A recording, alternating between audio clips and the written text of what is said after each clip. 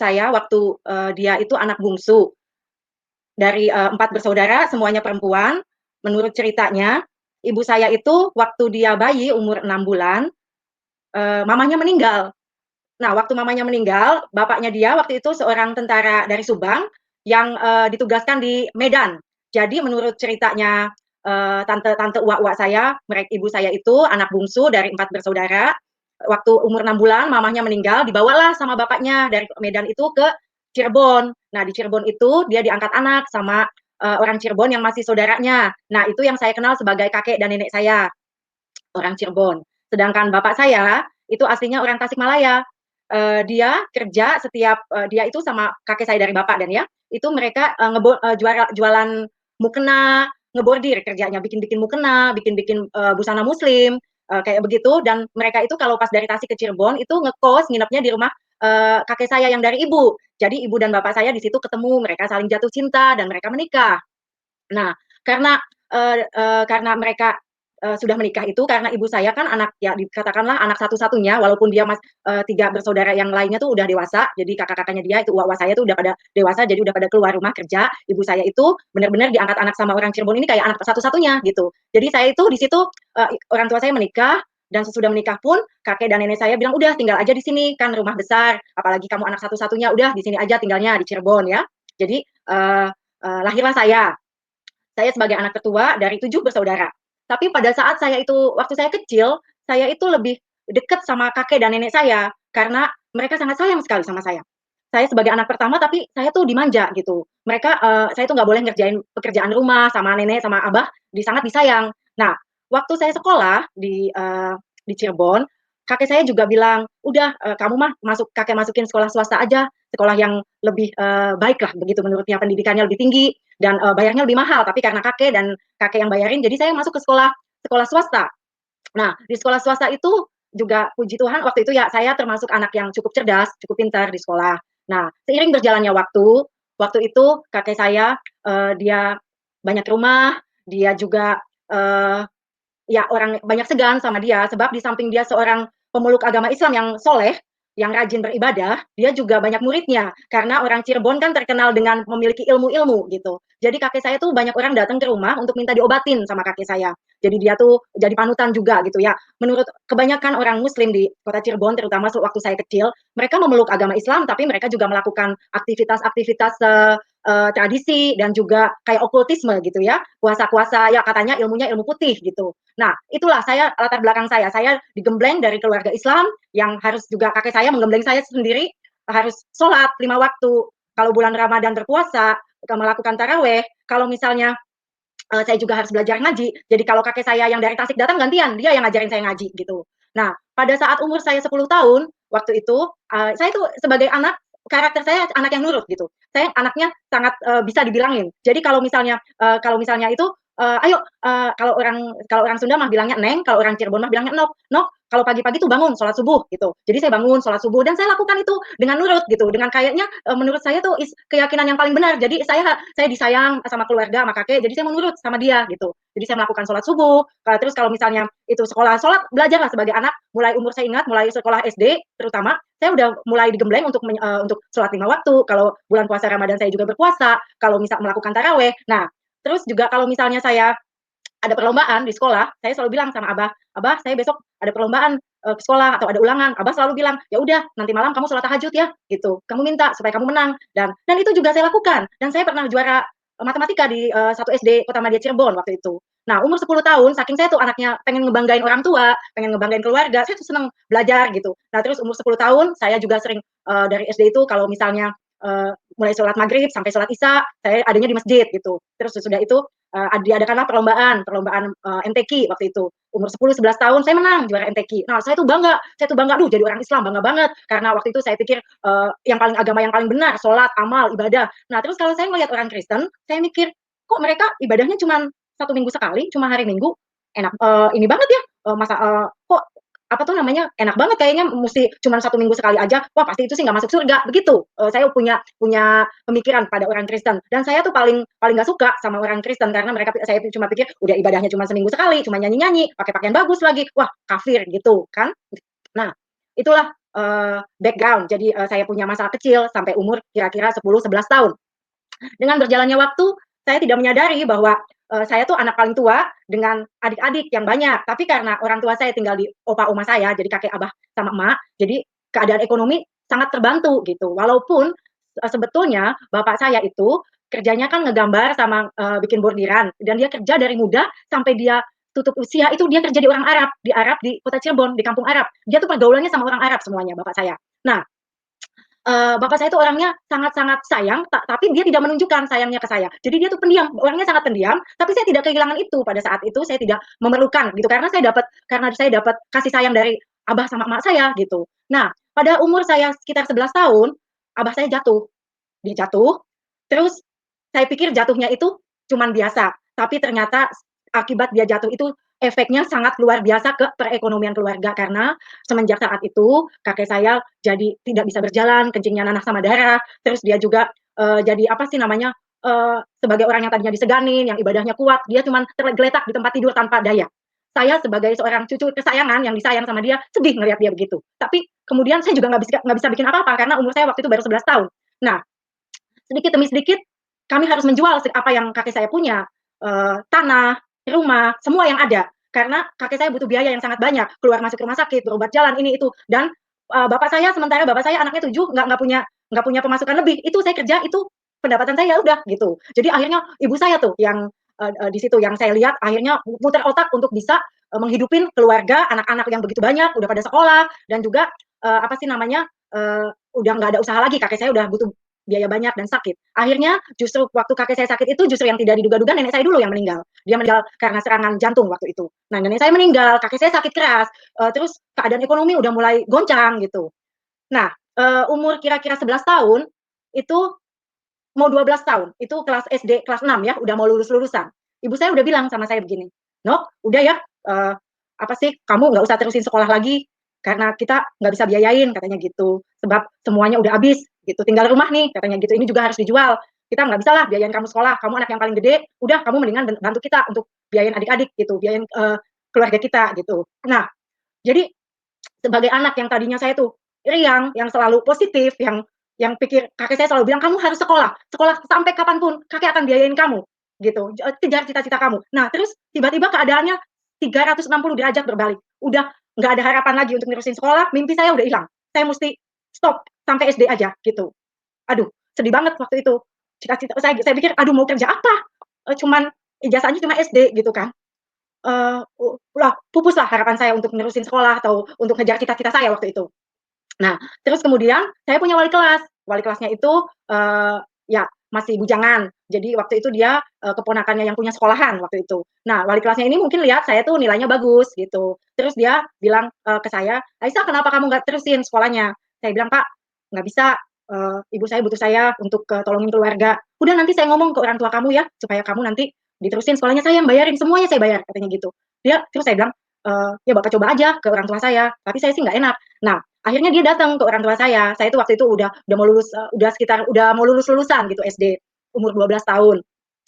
Guru saya ini datang ke orang tua saya, dia minta katanya, "Udah Bu, kasihan si Aisyah tuh diterusin aja sekolahnya, dia punya NEM bagus, dia tuh, bisa lah ngelanjutin sekolah, kasihan kalau dia nggak diterusin," katanya gitu. Terus ibu saya akhirnya pikir-pikir, kalau bapak saya nih orangnya nurut aja sama ibu, yang penting dia mah ibadah, sholat, ibadah aja, kalau urusan anak apa semuanya diserahin ke ibu saya.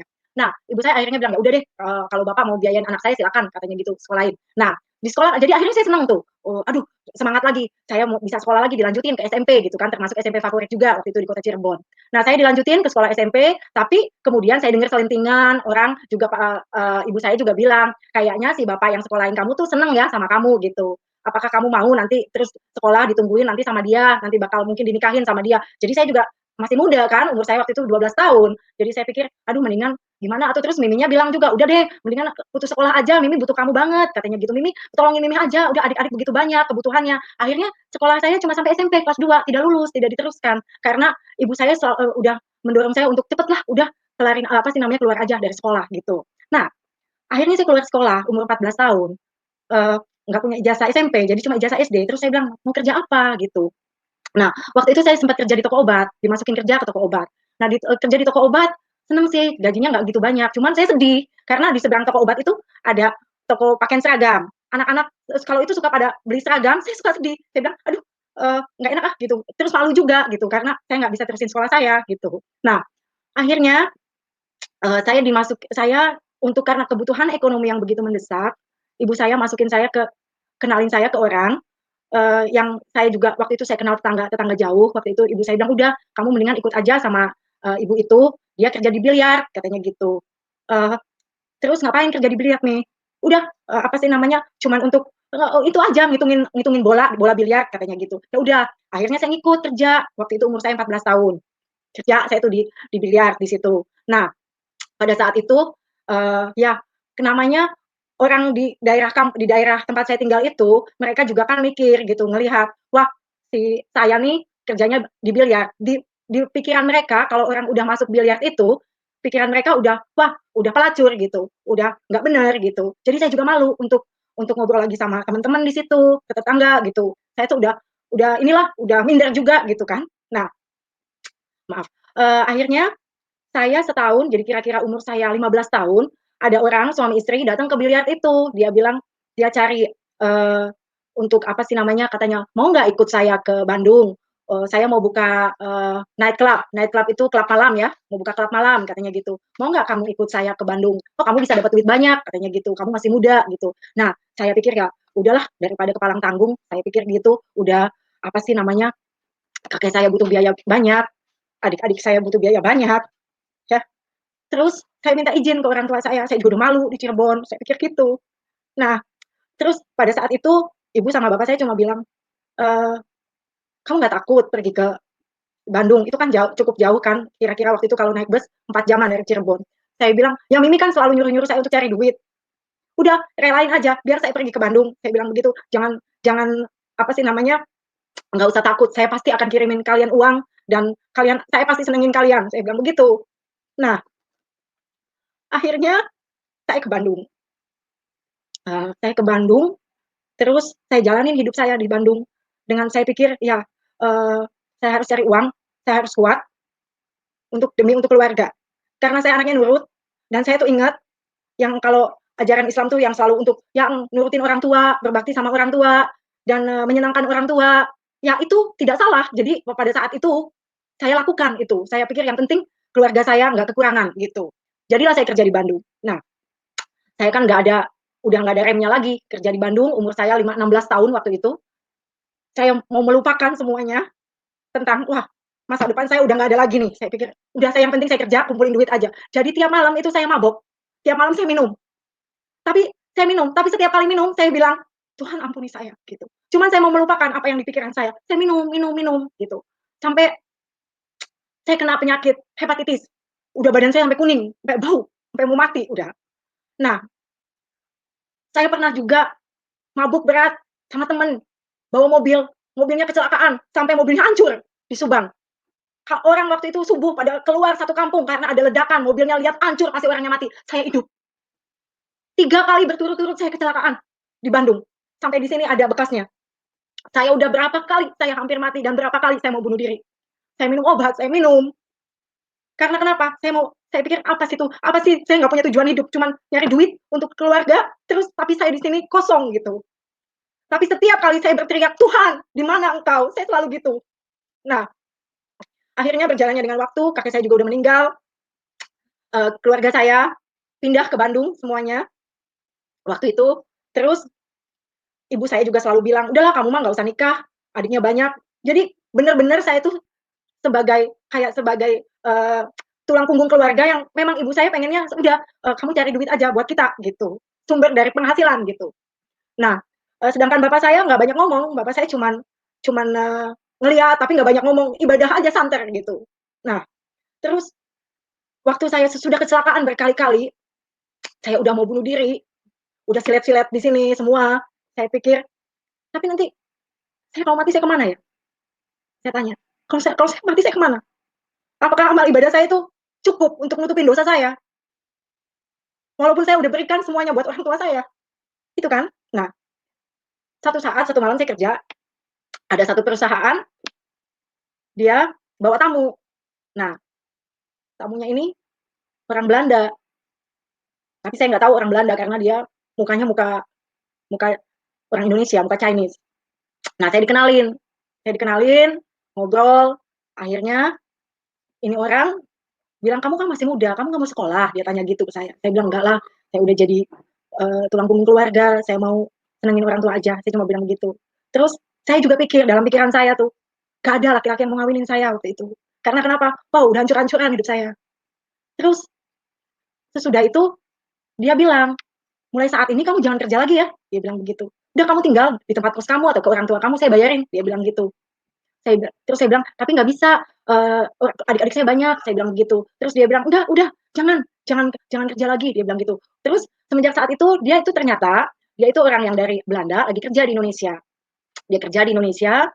Nah, waktu dia kerja di Indonesia itu dia ketemu, jadi kita ketemu gitu. Kalau misalnya dia lagi bikin pakaian di pabrik kan. Nah, semenjak saat pertemuan itu dengan dia, saya nggak boleh kerja lagi. Dia kasih saya uang jaminan untuk keluarga saya, terus dia tanya sama saya, mau nggak kamu nikah jadi istri saya? Terus saya bilang, beneran nih ada orang mau nikahin saya gitu kan. Terus saya pikir, tapi usia kami beda jauh. Dia memang sangat dewasa waktu itu, saya umurnya 20 tahun dan dia sudah 40 tahun. Tapi saya pikir kok ini orang kayaknya sayang sama saya, sama keluarga saya gitu. Nah, terus baru di situ dia cerita, kalau kamu benar mau nikah sama saya, kamu harus ikut ke Belanda karena saya tuh asalnya dari sana. Sebelumnya saya nggak tahu. Nah, jadi ikutlah saya ke Belanda waktu itu hanya untuk liburan dulu. Nah, sudah liburan, saya datang ke Belanda. Uh, Umur saya waktu itu ya 20 tahunan dan saya waktu itu cuma 3 bulan, dapat visa 3 bulan tapi saya nggak betah, saya minta pulang karena dingin cuacanya. Saya pulang ke Indonesia, saya ngomong sama orang tua saya, "Bu, Bapak, saya mau nikah, saya mau ikut sama Theo, suami saya namanya Theo, ke Belanda." Terus ibu bapak saya bilang, ibu saya terutama yang bilang, "Pikirkanlah baik-baik kalau kamu mau nikah sama dia. Karena dia itu agamanya Kristen, karena memang dia agamanya Kristen. Orang tuanya, mami mertua saya itu orang Manado. Mereka memang dari keturunan Kristen gitu. Terus lebih baik jangan," katanya gitu. Tapi saya bilang, "Ini hidup saya mesti, saya mau sekarang mau pikirin hidup saya, mau pilih hidup saya." Ya akhirnya ibu saya, orang tua saya nggak setuju. Orang tua saya nggak setuju, jadi Theo yang suami saya ini, dia nyusul saya ke Indonesia, dia bawa saya ke Belanda. Saya ke Belanda tanpa disetujui orang tua saya.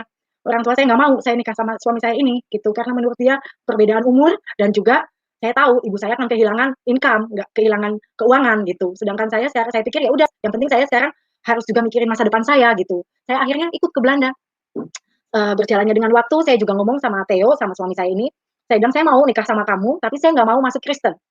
Terus si Theo-nya juga bilang sama saya, "Oke, kalau kamu nggak mau masuk Kristen, saya juga nggak mau masuk Islam. Jadi kita nikah ke catatan sipil aja, gitu. Agama kita masing-masing ya," dia bilang begitu. Jadi kami menikah di catatan sipil di Belanda dengan agama kami masing-masing. Dia Kristen, saya Islam, gitu. Nah, eh, saya masih waktu itu tahun 94 saya ke Belanda pertama kali. Nah, tahun 96 saya menikah di Belanda. Tahun 96 kami menikah, terus saya mulai, ya saya nggak banyak teman di sini, saya nggak ada saudara di sini. Saya juga waktu itu masih tinggal di mertua dan cuaca yang dingin, bahasa yang tidak dimengerti, semuanya serba baru buat saya. Dan itu satu pergumulan. Yang lain lagi karena saya pun udah ya kalau kontak ke Indonesia mereka juga sepertinya sangat dingin gitu. Nah, akhirnya saya waktu itu sangat terpuruk. Saya bilang, "Aduh, saya nggak tahu mau gimana." Karena keadaan yang begitu serba baru, situasi yang baru di Belanda juga, dan saya tuh orangnya sangat dekat dengan famili saya gitu. Dengan keluarga saya di Indonesia saya sangat dekat. Dan jadi, oh ya saya akan kembali sedikit, waktu saya di Bandung, saya itu waktu itu keluarga saya masih tinggal di Cirebon. Ibu saya bilang, Ais, "No, coba ke itu dulu, ke perkawinannya Yuli," katanya gitu. Yuli itu sepupu saya, Yuli namanya. Sepupu saya di Cirebon. Waktu kami kecil di Cirebon, kami itu sangat dekat. Saya tuh anggap dia sebagai kakak saya. Mamanya dia sama ibu saya tuh kakak adik. Nah, Yuli ini sama saya tuh selalu sama-sama dari kecil. Dibeliin baju sama, dijahitin baju sama gitu. Kita ke masjid sama-sama, ngaji sama-sama gitu. Terus kita sangat dekat hubungan kita. Nah, waktu saya dengar dia menikah, karena waktu saya ke Bandung, saya udah nggak ada kontak lagi. Waktu dia dewasa, saya dewasa, kontak kami agak agak renggang karena saya juga harus mikirkan kehidupan orang tua saya, keluarga adik-adik saya mesti bantu gitu. Akhirnya saya dengar dari ibu saya, "Yuli nikah," katanya, "kamu ke pernikahannya Yuli ya, datang dari Bandung." Oke, saya datang ke Cirebon. Nah, waktu saya datang ke Cirebon ke pernikahannya Yuli itu, saya kecewa sama Yuli karena Yulinya waktu itu menikah dengan orang Kristen dan dia sudah masuk Kristen waktu itu. Jadi saya sempat marah, saya sempat kecewa sama dia. Saya sampai bilang, "Emang dikasih apa sih sampai masuk Kristen? Emang emang dijanjiin apa sih sampai masuk Kristen? Kan kita dulu pernah janji, kalau apapun yang terjadi kita iman kita tetap kuat." Saya bilang begitu sama dia. Terus Yuli cuma bilang, "Kamu nggak ngerti, Cica doain kamu," katanya gitu. Udah deh, saya abis itu saya pulang lagi ke Bandung, saya nggak ada kontak lagi tuh sama dia. Dan kalau misalnya itu juga saya bilang sama ibu saya, udahlah jangan kontak-kontak lagi, udah pada jadi Kristen. Saya bilang begitu. Nah, kembali saya di Belanda. Waktu di Belanda keadaan saya sangat sangat tidak tidak uh, saya tidak bahagia waktu itu. Karena saya kangen sama keluarga saya juga, pengen pulang juga gitu. Nah, waktu itu saya hamil anak saya yang pertama. Saya di sini cari orang Islam, di Belanda juga saya cari orang Islam waktu itu pergaulan saya. Terus saya dikasih Al-Quran waktu itu. Waktu itu suami saya masih punya restoran, ada yang kerja di dapur, Ibu Suci namanya, saya masih ingat. "Bu, punya Al-Quran nggak?" Saya bilang gitu. "Ada," katanya. "Mau?" "Ya udah sini mau," saya bilang gitu. Saya baca Al-Quran. Saya baca Al-Quran, saya pikir saya mau tenang nih. Kalau baca Al-Quran mungkin jadi tenang, saya bilang begitu. Saya pikir begitu. Nah, saya bawa Al-Qurannya dari si ibu itu. Nah, saya masuk ke kamar tidur saya. Di kamar tidur saya ada Alkitab ibu mertua saya. Terus saya lihat Alkitab, lihat Al-Quran, saya bilang, saya mau baca ini Alkitab, kayak gitu. Karena kalau Al-Quran tulisannya Arab, tapi di bawahnya ada artinya kan. Nah, saya baca Alkitab. Saya buka kitab Kejadian. Saya buka kitab Kejadian di bagian di mana yang pada saat itu Tuhan menjadikan langit dan bumi, terus ada Adam, ada Eva ya. Terus tiba-tiba waktu itu saya ingat banget ke kitab Kejadian tentang Abraham. Di situ saya membaca Abraham membawa Ishak untuk dikorbankan. Saya kaget. Saya bilang, "Loh, kok Abraham membawa Ishak yang dikorbankan? Bukannya Ismail yang dikorbankan?" Saya bandingin. Mana yang benar? Saya bilang, saya selama ini diajarin tentang pengorbanan Nabi Ibrahim mengorbankan Ismail. Makanya ada hari raya Idul Adha, haji gitu kan. Terus saya pikir kok sekarang malah jadi Abraham mengorbankan Ishak. Saya pikir siapa yang benar ini? Nah, saya merenung, saya bergolak, saya pikir Tuhan, siapa ini yang dikorbankan? Saya bilang begitu. Terus, tapi sementara itu sebelum sebelum kejadian itu, saya itu sering sering masuk juga suami saya ke gereja. Tapi kalau ke gereja dia suka tanya, "Kamu mau ikut nggak?" Saya bilang, "Nggak, saya di rumah aja." Tapi satu saat saya pikir, daripada di rumah sendirian ikut aja ke gereja. Tapi setiap kali ke gereja, batin saya juga rasa bersalah gitu. Aduh ya Allah, ampunin saya ini udah masuk ke gereja, udah dosanya udah kebangetan gitu. Terus tapi saya juga nggak mau ikut-ikutan nyanyi, nggak mau ikut-ikutan doa, saya cuma duduk aja gitu sambil sambil baca-baca minta-minta ampun sama sama Allah gitu. Terus akhirnya tiap kali pulang dari gereja, di restoran suami saya dulu tuh atau di rumah ibu mertua saya mereka nyetel kaset lagu-lagu rohani. Nah, lagu-lagu itu saya hafal, jadi hafal di ingatan saya gitu. Jadi tiap kali itu saya suka nyanyi sendiri gitu. Kasih pasti lemah lembut gitu. Kasih pasti memaafkan. Lagu itu terus yang sering diulang-ulang di setel waktu itu. Nah, kalau saya mulai nyanyi gitu saya bilang, jangan nyanyi nggak boleh gitu kan. Nah, itu sampai akhirnya saya membaca Alkitab sampai akhirnya saya tertidur. Waktu saya tidur, saya dibangunin oleh cahaya yang sangat terang benderang. Dan dari cahaya itu saya dengar dengan jelas satu suara yang mengatakan, "Datanglah, aku mengasihimu."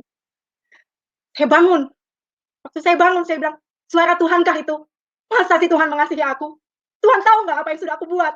Aku bilang gitu. Saya bilang begitu. Terus saya bilang, "Tuhan, kalau memang Engkau Allah yang benar, kalau memang Engkau Tuhan Yesus, saya mau anak yang saya kandung perempuan Tuhan. Lahir dengan sehat Tuhan. Karena saya takut, saya banyak pakai obat, saya minum. Saya takut anak saya cacat, saya bilang. Saya mau anak saya lahir sehat dan perempuan. Kalau Engkau Tuhan Yesus adalah Tuhan." Karena tidak mudah buat seorang Islam yang diajarkan bahwa Allah itu tidak beranak dan tidak diperanakan. Bagaimana mungkin saya bisa percaya Yesus itu Tuhan? Kalau bukan kuasa Tuhan sendiri yang menjelaskan, Roh Kudus menjabarkan. Di situ Tuhan sewaktu semenjak kejadian itu, hati saya jadi kepengen tahu, bener nggak sih Yesus itu Tuhan? Bener nggak sih Yesus itu Tuhan? Sampai akhirnya sesudah mimpi itu saya melihat sinar yang terang. Saya rasa saya nggak mimpi karena waktu itu saya kebangun, saya lihat begitu cahaya yang terang dengan suara yang begitu jelas, "Datanglah, aku mengasihimu." Ada satu ketenangan di dalam batin saya. ada pribadi yang mengasihi saya. Nah, semenjak saat itu, hari-hari saya sering jalan, waktu itu saya hamil besar, sampai akhir saya terus bilang, "Kalau Tuhan, Engkau, Yesus adalah Engkau Tuhan, kasih saya anak perempuan yang sehat." Akhirnya saya melahirkan seorang anak perempuan yang cantik, yang sehat, yang cerdas. Puji Tuhan. Sesudah itu beberapa kali saya menguji Tuhan. Saya tidak langsung percaya, saya beberapa kali menguji. Benarkah Engkau Yesus Tuhan? Ditunjukkan, ditunjukkan, dibukakan. Saya diberi pewahyuan oleh Roh Kudus bahwa dialah memang benar-benar anak Allah yang hidup, Tuhan Yesus juru selamat manusia. Saya bersujud, saya bilang, Tuhan, saya nggak mau lari lagi, saya nggak mau keraskan hati saya lagi, saya mau terima Tuhan sebagai Tuhan dan juru selamat dalam hidup saya. Dan sampai hari ini, kemudian saya dibaptis, saya menghubungi Ceyuli, saya punya sepupu yang sudah pelayanan waktu itu di gereja di Cirebon, dan oleh kasih karunia Tuhan, saya juga akhirnya dengan suami waktu itu pulang ke Indonesia dengan bayi yang anak saya pertama, anak kami pertama, Rika. Kami ke Indonesia, kami berdua dapat konseling pernikahan, kami berdua dapat konseling untuk dibaptis, akhirnya kami dibaptis dan pernikahan kami diberkati di gereja di Cirebon, dan anak saya juga diserahkan kepada Tuhan. Itu kira-kira 25 tahun yang lalu. Semenjak saat itu, bukan berarti kami hidup tanpa pergumulan. Pergumulan kami banyak, tapi saya punya pengharapan di dalam Yesus. Semenjak itu, saya mau lebih kenal lagi dengan Tuhan Yesus yang hidup, bertumbuh dalam iman saya, dan jadi berkat. Dan akhirnya, saya mengucap syukur, walaupun di tahun-tahun pertama sangat sulit untuk mengatakan kepada orang tua saya, karena semenjak waktu saya masuk Kristen, kalau saya pulang ke Indonesia, bapak saya tuh nggak mau nemuin saya. Kalau misalnya ada, kan karena kita juga banyak teman di Cirebon tuh orang-orang Kristen, jadi saya suka ngundang mereka ke rumah untuk doa gitu. Dan kalau itu bapak saya udah nggak mau ketemu tuh, bapak saya udah pergi aja tanpa pamit ke kita, dia pergi ke Tasik, ke kampung halamannya. Nah sedangkan saya kan sama suami dengan anak-anak kalau ke Indonesia kan paling untuk 4 minggu, jadi saya pikir kok saya manggil bapak saya tuh AA, kok AA tega ya, ketemu saya nggak setiap tahun, saya pulang cuma 4 hari, 4 minggu, tapi kalau kalau apa ada teman-teman saya orang gereja datang tuh dia nggak mau ketemuin saya tuh bener-bener ngambek gitu. Kok tega? Saya pikir nggak mau sampai segitunya gitu, nggak mau lihat saya.